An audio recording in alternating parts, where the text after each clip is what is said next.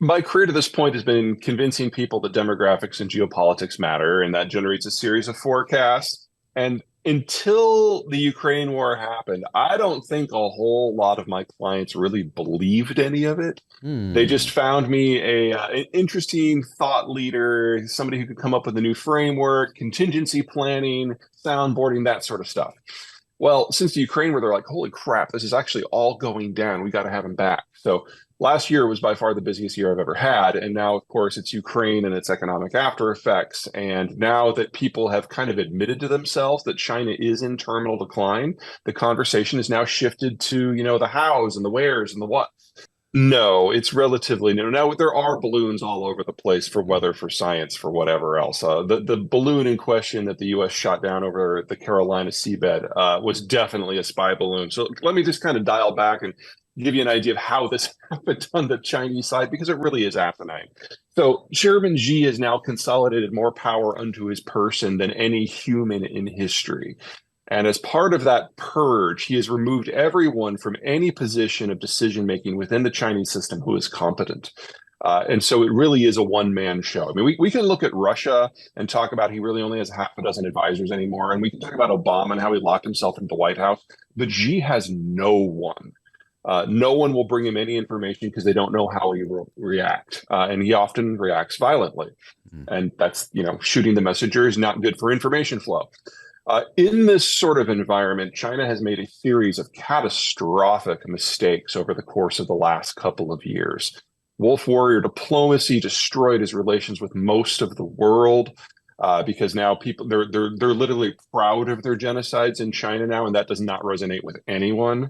We've got relations with the United States, which are their security guarantor for their trade and their primary consumer base, and the country that allows them to import all their food and their energy that's just cheesed off at them completely.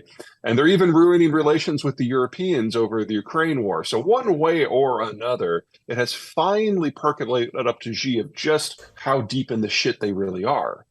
So he sends out these peace feelers saying that, okay, we won't be quite so crazy. And Blinken, the US Secretary of State, was on his way to the airport to get on a plane to come to China. But because there's no information exchange within the Chinese system at all, some dumbass in their intelligence operation said, hey, I got an idea. Because we're in a cult of personality and the great leader hates all things United States, I am going to float a 350 foot across balloon over the United States that you don't even need binoculars to see. And I'm going to dangle a chunk of apparatus that's as big as an Embraer jet. Now, if you've ever been to a regional airport, you know those well. They're the ones with two seats on one side and one on the other. Okay. They're very, very small. They're very, very cramped, unless you're dangling it from a balloon. Okay. And then it's going to spend 7 days going across the United States. We're not going to get any intelligence from this because the thing is, I'm going to send it over the missile bases. I don't know if you knew this, but unless you're actually launching the nukes, the missile silos are closed. And so there's no information that could be gathered from a balloon that you can get from a satellite. Even better, the Americans are going to have a U-2 jet above it and a spy helicopter below it all 7 days with whisper sensors recording every bit of transmission it does, looking at what it does, learning the ecocharger. It will be the intelligence coup of the decade for the Americans. And at the end of the day, they're going to shoot it down and get the hardware too. So they're going to get the codes and the sequencing and the routing information, all of it. It is arguably the dumbest thing that I have seen any country do in the last 20 years. And the Chinese government, for the most part, didn't even know what was happening. Their Defense Department didn't know. Their foreign ministry didn't know. It's pretty obvious from the calls that Xi didn't know. It was just some idiot in the intelligence services. That is the degree of decision-making breakdown we are seeing in China today, that someone would think that this is a good idea and then not be able to stop because the information exchange up and down the system is now so destroyed that you can't even have a basic conversation. Xi spent his first 5 years purging the country of all of his political opponents. And then he spent his next 5 years purging the country of all theoretical opponents, which meant anyone who could think. There's nobody left. So yes, those institutions do exist to a degree, but they're either staffed by people who are utterly incompetent or patsies who got their job because of their personal loyalty. Even in Russia, which is not what we would call an information-free society, there are still a handful of people at the top that will talk to Putin and tell him uncomfortable truths. Now, 3 of them are competent. 3 of them are not. Interesting. So he is getting a steady a steady stream of misinformation and propaganda. But there are 3 people who will tell him the truth. Xi has nothing like that. Oh, If you remember Deng Xiaoping, he was the second generation leader, the guy after Mao. yeah. He was probably the best leader that China has ever had because he realized what the strengths and the weaknesses of the Chinese system were, and he worked assiduously internationally to address the weaknesses and leverage the strengths. So he is the guy who met with Nixon and was brought into the American post-World War II Cold War international globalization structures, and that set the stage for the industrial expansion to create the China that we now know. And he wanted to make sure that they never had a repeat of Mao.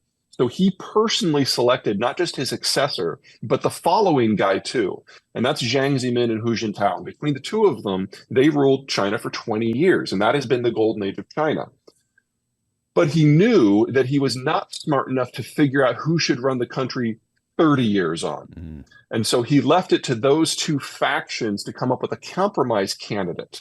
And the compromise candidate was Xi Jinping.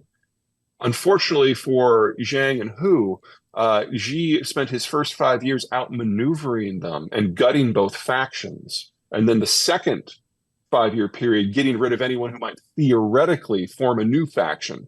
And so if you remember when he crowned himself president for life about a year ago, Hu Jintao was up on one of the desks on stage when it all went on, and they publicly escorted him out to underscore to the country just how there was no opposing power center anywhere, even theoretically in China anymore. It's just Xi.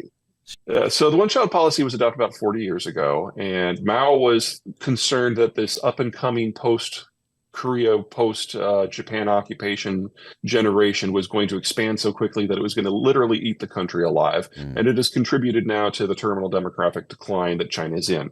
But I don't think it's quite accurate, maybe a little unfair to put all of the fault on the one-child policy. It was, in time, proven to be a bad policy. I'm not disputing that. But when you move off the farm and into the town, you go from kids being free labor, and so you have as many as you can put up with, +1, because that's how you find out it's too many, to kids being a luxury good and just the source of migraines.